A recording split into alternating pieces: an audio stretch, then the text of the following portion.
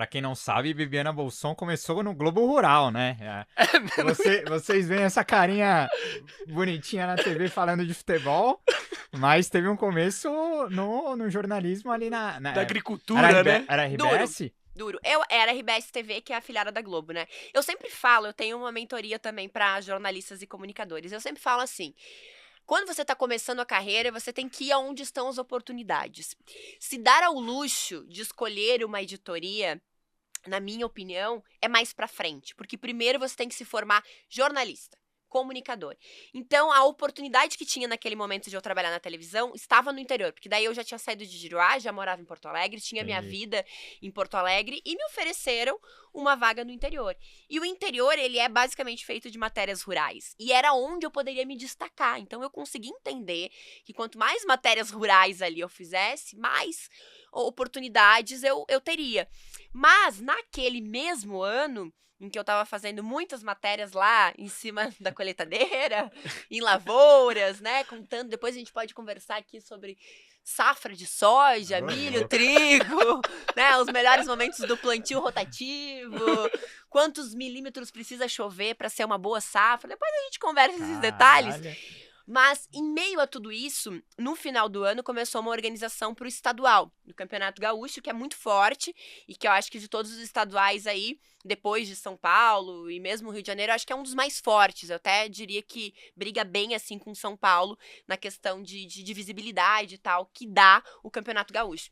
E tinha um clube modesto lá em Ijuí, o São Luís, que é um time que sempre ficava ali no finalzinho da tabela e que não tem uma relevância no cenário Sim. estadual.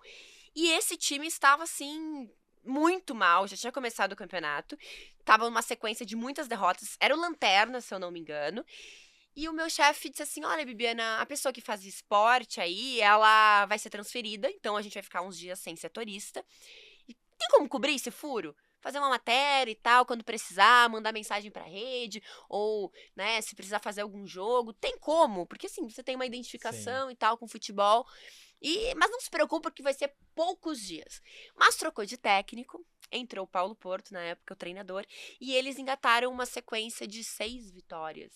6 vitórias, 5 vitórias e um empate, assim, algo desse sentido. Eu sou bem desmemoriada. E simplesmente esse time chegou à final do Campeonato Gaúcho, contra o Internacional naquela época. E era o primeiro... Logo contra o Inter. Contra o Inter. E era o primeiro título como treinador que o Dunga disputaria. Ele já, né, depois de ter sido ídolo no Inter, ser ídolo aí do futebol brasileiro e tal, e estava treinando o Internacional naquela ocasião, e tinha muita badalação. E para completar ainda mais essa história de coincidências, o Dunga é de Juí, deste lugar de onde era o Pacato Clube. Ou seja, a figura mais ilustre da cidade, que é o Contra Dunga, o São Luís. tiraria a maior possibilidade de título da história, que era essa final contra o Internacional. Foi uma goleada, né? Foi 5-1. Que o ano Internacional foi isso? foi 2013. Ah, 2013. 2013, começo de 2013.